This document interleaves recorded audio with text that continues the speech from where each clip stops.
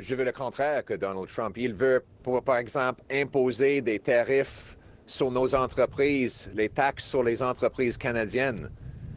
C'est les libéraux qui veulent faire pareil. Donald Trump veut prendre nos ressources au prix bas. Et c'est les libéraux qui lui ont permis de le faire. C'est les libéraux qui ont favorisé les intérêts de Donald Trump en affaiblissant notre pays. Moi, je veux le contraire.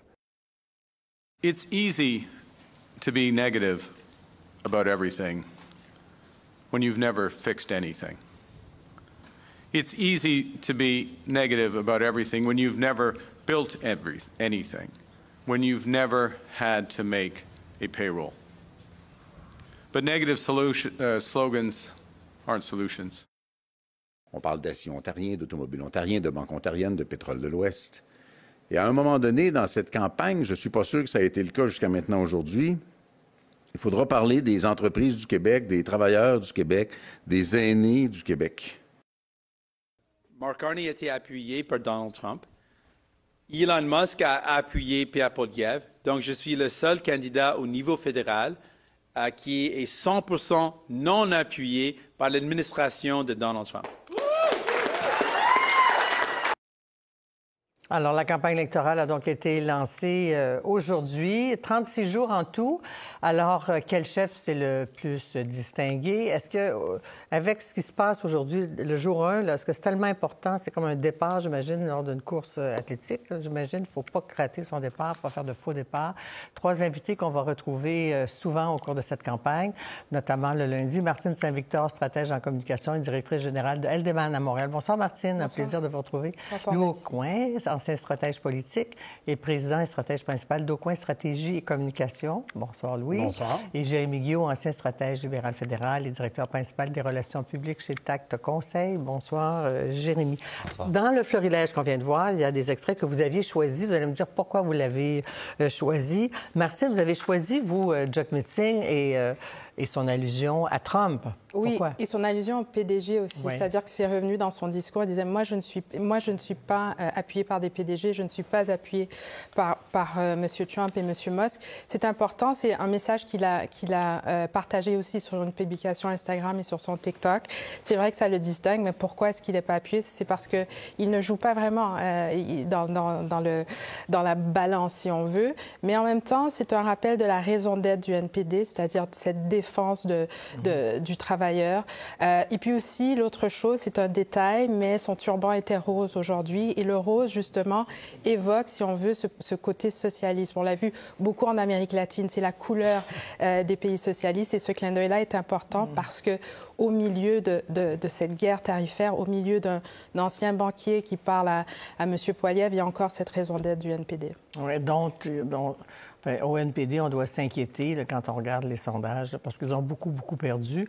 Je le disais tantôt, on va en faire l'analyse plus tard, mais effectivement, tous les partis ont perdu au profit des libéraux. Et M. Blanchette, aujourd'hui, disait tout ce je vais citer...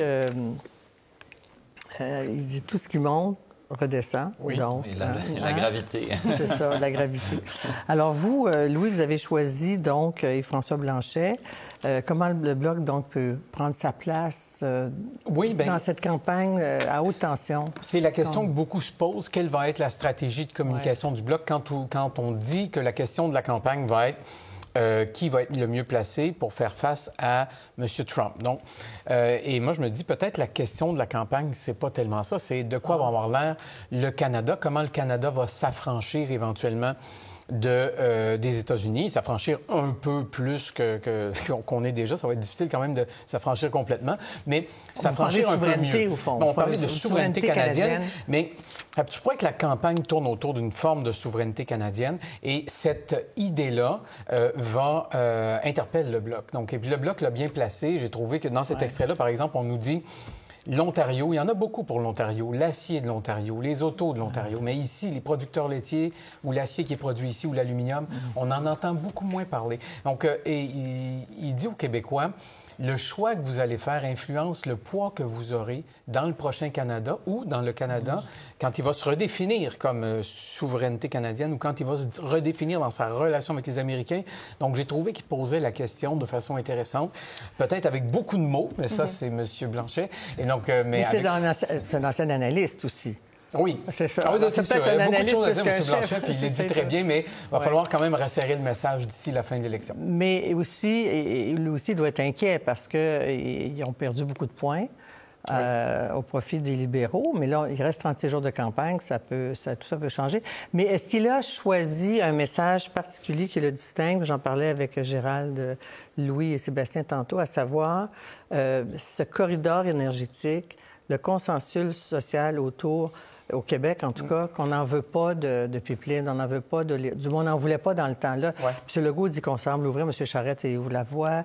Là, la peur de Trump nous oblige à revoir nos choses. Est-ce que c'est un choix qui va être payant pour lui? Je pense que ce message-là qu'il nous a lancé aujourd'hui, ça lui ouvre pas mal de portes. Parce que c'est vrai qu'il y a une dichotomie entre ce que vient de dire le chef du Bloc et la position évolutive aussi du gouvernement du Québec. Il y a beaucoup de monde qui évolue sur l'énergie en ce moment. Donc, et là, dans cette position-là, de dire on va s'assurer que les intérêts du Québec vont être bien défendus, bien, ça, c'est une position qui peut évoluer. Puis l'intérêt du Québec peut se redéfinir en fonction d'une acceptabilité sociale qui va se découvrir peut-être dans les prochains mois. Il y en a qui évoquent des sondages favorables, en tout cas, à cette ouverture-là. Oui, j'ai choisi le Québec, c'est bon, ça décrit. J'ai choisi le Québec. Bien, disons, c'est pas une grande cuvée de slogans cette année.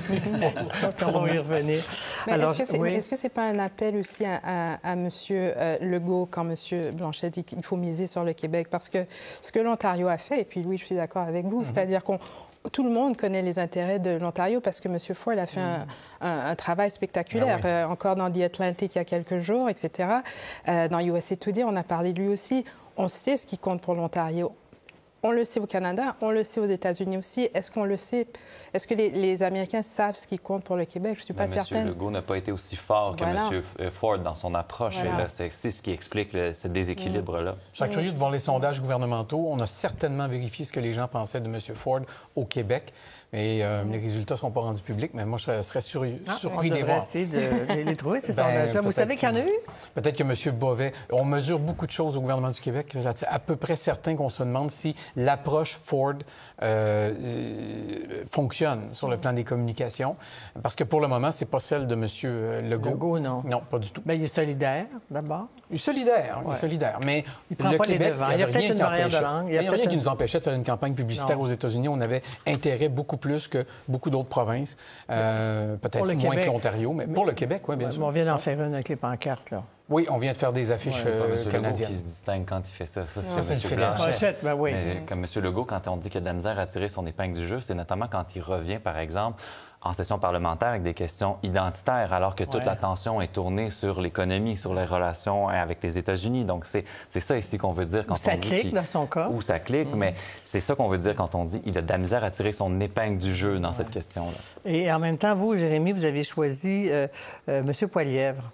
Mais M. Poilievre, j'ai trouvé ça étonnant quand même quand il est allé de son attaque sur les libéraux. C'était une réponse à une question des journalistes qui lui disaient comment vous faites pour vous démarquer de M. Trump alors que plusieurs personnes pensent dans la rue que vous allez adopter des politiques qui pourraient être similaires à celles de Donald Trump. Et là, M. Poilievre qui est allé d'une attaque en disant que c'est les libéraux qui voulaient faire comme Donald Trump, j'ai trouvé ça franchement malhabile et un peu mal placé parce qu'il n'y a personne qui pense sincèrement que Mark Carney est un équivalent de Donald Trump dans cette élection-là. Au contraire, ce qu'on voit dans les intentions de vote, c'est que les libéraux montent parce qu'ils seraient, selon les Canadiens, les mieux placés pour faire ça. Moi, quand j'analyse un discours comme celui-là, je me fais une petite grille sur mon papier, je regarde qu'est-ce que je veux voir chez un chef. Chez M. Poilievre, je voulais voir 3 choses aujourd'hui. Est-ce qu'il est capable d'adoucir le ton? Est-ce qu'il est capable de marquer un pivot dans son discours? Et est-ce qu'il est capable de nous montrer une équipe? Dans ces 3 catégories-là, il n'a pas été capable de le faire.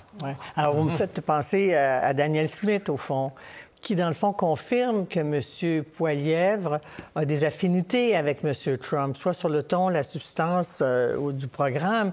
Quand Daniel Smith, dans Breitbart, qui est un réseau favorable, un média favorable aux Trumpistes, dit mettez Le problème de pause parce que vous aidez les libéraux. Parce qu'elle endosse pleinement M. Poilievre. Mais le problème de M. Poilievre, c'est qu'une bonne partie de sa base électorale soutient ce que Donald Trump fait. Ouais. Et vous voyez commencer à avoir un schisme qui se crée dans le mouvement conservateur au pays. D'un côté, vous avez Daniel Smith, qui est un peu plus près de l'agenda de Donald Trump, et vous avez un Doug Ford qui a été capitaine Canada pendant quelques semaines, pendant quelques mois. Ça lui a donné une troisième majorité. Certains disent même que c'est l'homme le plus fort dans le mouvement conservateur en ce moment au pays. Et lui qui adopte une approche complètement différente, qui va même jusqu'à dire à sa machine électorale en Ontario de rester assis sur ses deux mains pendant cette élection-là. Et ça peut faire mal à Pierre Poilievre. Parce que vous avez 60 sièges dans le Grand Toronto. 60 sièges, c'est 18 de moins qu'au Québec. C'est énorme. C'est pour ça qu'on voit aussi, quand on entend dire, M. Blanchet, tout se passe en Ontario, l'acier, les autos. Ouais. Mais c'est parce que c'est l'endroit où c'est le plus payant pour les partis politiques. Puis ils ont monté les libéraux, là, oui. Mais il y avait le sondage, il y a 2 semaines, auprès des électeurs conservateurs du Canada. Puis, on leur demandait qu'est-ce que vous pensez de l'annexion? Bon, avec les États-Unis. L'annexion, évidemment, ça n'allait pas chercher la majorité, mais ça allait chercher quand même un 10 d'électeurs qui disaient « je verrais ça d'un bon œil ». Et on leur posait la question si les libéraux gagnent, qu'est-ce que vous pensez de l'annexion? Et là, 1/3 des électeurs disaient « on est d'accord ». Et là, c'est beaucoup de monde, ça. C'est beaucoup de monde. C'est des millions de Canadiens. Donc, ça veut dire que M. Poilievre peut se distinguer de Donald Trump jusqu'à un certain point. Parce qu'il y a des gens de sa base qui veulent ça. Qui veulent... Je notais un surnom qu'il donnait à M. Carney, Sneaky Carney. Oui. Donc, une rime avec une allitération. Ça fonctionne super bien. Mais ça fait en sorte qu'après ça, on dit, bien, vous savez, Trump, c'est exactement ce qu'il fait. Donc, il y a un problème, M. Poilievre, en ce moment, de communication, un très gros problème. Oui, parce qu'en plus, il apparaît toujours seul. Est-ce qu'il ne répète pas toujours la même chose? Aujourd'hui, là, vous avez répondu non. Est-ce qu'il a pivoté sur sa position?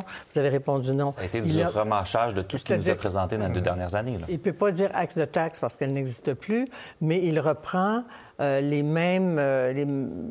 presque les mêmes mots, les mêmes idées. Un libéral, c'est un libéral.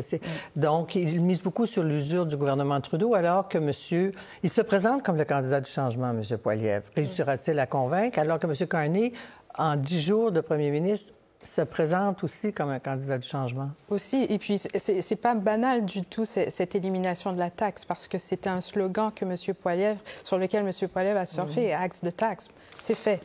Qu'a-t-il d'autre à nous montrer? Je pense que côté communication, ce qu'il faut surveiller, c'est que M. Poilievre n'aura pas de journaliste avec lui. Vous avez mentionné Mme... Ça a des conséquences peut-être positives ou négatives, d'après vous? Négatives parce qu'on veut cette transparence. Vous savez, quand on regarde le taux de confiance au Canada, les élus sont le groupe d'individus qui a le plus bas taux de confiance des Canadiens. Donc, il y a un problème. Il faut aller chercher cette confiance-là. Vous avez parlé de Daniel Smith chez Breitbart. Je crois qu'on doit surveiller aussi l'impact des médias conservateurs américains. Quand on regarde, Anne-Marie, le top 10 des animateurs de streaming, de podcasts, et ça, c'est très populaire, les plus populaires aux États-Unis, le 3e, c'est Jordan Peterson. Avec 23 millions d'abonnés, c'est un Canadien qui se prononce beaucoup, évidemment, sur la politique canadienne. Quel impact aura-t-il? Est-ce que M. Poilievre... Est-ce qu'on va jusqu'à parler d'ingérence américaine? Je ne dirais pas ingérence. Je pense que la communication politique canadienne est influencée par la politique, la communication politique américaine. Je crois que ce qu'on doit surveiller, c'est est-ce que M. Poilievre va délaisser les médias traditionnels pour justement aller chercher une audience dans les médias conservateurs? On a vu aux États-Unis l'effet que ça a eu. Est-ce que ça aura le même effet au Canada? Si Mme Smith s'est adressée à Breitbart, c'est parce qu'elle sait qu'il y avait un auditoire. Donc, je crois qu'on doit surveiller ça. Et effectivement, quand M. Carney dit, vous savez, les slogans ne sont pas des solutions, c'est vrai, M. Poilievre devra être beaucoup plus détaillé dans ce qu'il propose et il devra aussi mettre un frein sur les attaques. Parce que ce qu'on voit, c'est que ça, pour les électeurs, ce n'est pas du tout attrayant. Ça renforce son image de goon, en quelque sorte, qu'on a connu à la Chambre des communes qui nous a présenté dans les 2 dernières années. Là, ce que les gens, 20 ans? Depuis 20 ans, oui, effectivement. Là, ce que les gens ont envie de voir, c'est un capitaine. Ils veulent voir un capitaine de bateau pour faire face à la tempête qui s'en vient devant nous. Et cette tempête-là, elle est juste au sud et elle s'appelle Donald Trump. C'est ça qu'on veut, c'est ça qu'on a besoin. J'aimerais vous entendre comme communicateur et stratège, si vous étiez en coulisses avec les 2 chefs principaux qui sont les mieux placés pour prendre le pouvoir. Quels conseils vous leur donneriez à partir du fait que M. Carney, bon, il y a la langue, la fluidité, le charisme, M. Poilievre, c'est autre chose. Les points forts et points faibles, assez rapidement, de l'un et des autres. Moi, je crois que M. Carney n'a pas de problème de charisme. C'est parce qu'on a l'image de politiciens très flamboyants. Il faut mettre ça de côté. Je pense que c'est révolu. Nous voulons des résultats. Je pense qu'il y a une anxiété et M. Carney est celui qui nous rassure. Donc ça, c'est une chose. Je crois qu'il a un côté très professoral. Quand je dis qu'on doit mettre de côté la flamboyance, on est peut-être prêt pour ce retour d'un côté professoral où quelqu'un nous détaille les plans, ce que M. Poilievre ne fait pas, et d'accorder le plus d'interviews possible parce que M. Carney doit se faire connaître. Mais moi, M. Carney, si j'étais dans son équipe, je dirais il faut bâtir une économie moins dépendante des Américains. Et ce discours-là, c'est le discours, je pense, que les gens vont choisir pour faire face à Trump. Il le dit déjà, là. Bon? Oui, il le dit, il a commencé à le dire, puis c'est son discours principal. Du côté de M. Poilievre, ce que je dirais, c'est qu'il faut que le discours reflète le slogan. Puis quand on dit slogans ne sont pas des solutions, c'est vrai, parce que pour M. Poilievre, c'est même un problème, parce qu'il dit, son slogan, c'est le Canada d'abord. Ouais, quand il nous parle pas de ça. Il nous parle des libéraux, puis les libéraux, c'est fini, puis les libéraux ont tout brisé. Et à ce moment-là, il faut que ton slogan devienne nous sommes le parti du changement. Ça fonctionne. Mais il y a un problème de cohérence. Canada d'abord, Canada first, ça nous ramène à Trump. America first. Bien, oui, c'est ça. Puis en plus, c'est que ça ne le distingue pas des libéraux, qui est le Canada, Canada fort. Donc, c'est bon. Et vous, Jérémy? Bien, pour moi, ce que je veux voir de M. Carney, c'est quelqu'un qui doit apprendre à faire de la politique rapidement.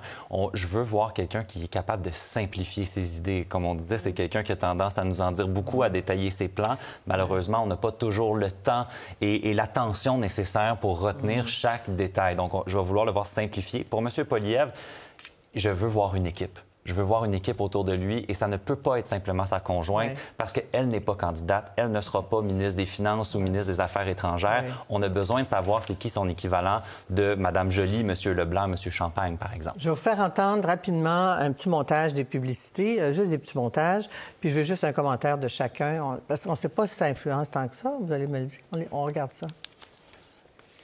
There will always be a Canada. All right, elbows up. Elbows up. Le duo libéral Carney-Trudeau qui a doublé la dette nationale, moi, c'est ça que je trouve intense. Je me lève avec le cœur au ventre pour améliorer la vie des gens, pas celle des riches PDG. Nous allons devoir être des alliés pour le Mexique et pour le Canada dans une négociation difficile face aux États-Unis de Donald Trump. Alors, une validation, une note, rapidement, Martine? Écoutez, elbows up, on lève les coudes. Je crois que c'est un 10 sur 10 parce que c'est positif. Dans son discours aujourd'hui, dans son point de presse, M. Carney parlait de la négativité de M. Poilievre. C'est vrai qu'on a besoin de rêver un peu. Je pense que cet élan de nationalisme a été très positif pour nous. Le Parti libéral devra continuer à nous faire croire en cette idée de Canada. NPD, peut-être un 5 sur 10 parce que c'est une belle publicité. C'est bien. Mais non, je ne suis pas dur parce que vous allez voir, parce que le NPD nous dit je vais être le Parti des travailleurs. Alors, c'est déjà le cas. Moi, ce que j'aurais voulu entendre du NPD, c'est il y a un modèle canadien d'assurance santé, il y a un modèle canadien d'entraide sociale, puis ce modèle-là, nous, on va le protéger, alors que M. Carney, on ne sait pas, M. Poilievre, on ne sait pas. Ce serait un discours beaucoup plus porteur, je comprends pas. Miser sur sa contribution, ce qu'il a obtenu des libéraux, l'assurance dentaire, les garderies... Puis aussi, on ne gagne pas des campagnes avec un bilan. Faut pas mais aussi sur le fait qu'on a ce modèle-là et qu'on veut le protéger. Effectivement. Mais en fait, en sortant même du bilan, en disant ce modèle-là, canadien, social, qui nous distingue des États-Unis, personne ne va le protéger, c'est pas le NPD. Bon, ça serait leur discours. Puis M. Blanchet, puis M. Monsieur Blanchet, bien, je pense que c'est une publicité de début de campagne. Le Bloc réserve certainement une publicité plus léchée pour la suite. C'est bien de voir M. Carney être un peu plus accessible, je trouve. Le 10 sur 10 de Martine, j'acquiesce pour Monsieur Poilievre. Encore une fois, je vois une petite incohérence dans son discours. Il nous a ressorti un slogan hier... Pas de cravate ou de veston. No boots, no suits. Donc, c'est un peu étrange, parce qu'après ça, on le voit lui-même en veston par la suite. Là, donc, il va falloir faire attention à la cohérence au côté du message. Jérémy, je vais lui donner un B-. pour le NPD, moi, je lui donne une meilleure note. Je vais lui donner un B, parce que je trouve que Jack Meeting, n'en déplaise à certains, ça reste un bon campaigner. Un peu comme un Justin Trudeau, il est capable d'animer les foules, il est confortable dans cet élément-là, même si c'est peut-être sa dernière campagne électorale. Mais tout ça pour convaincre, évidemment, les électeurs dans 36 jours. C'est un bonheur. Je sais déjà que je vais vous parler au moins 5 semaines. Ça dure 5 semaines. Alors, tous les lundis, c'est un rendez-vous avec vous trois. Merci beaucoup d'avoir accepté notre invitation et à demain. Il peut se passer beaucoup de choses demain, d'ici demain encore. Au revoir. Bye-bye. Merci. Bonne soirée. Pour voir nos émissions en entier, rendez-vous sur la chaîne Ici RDI.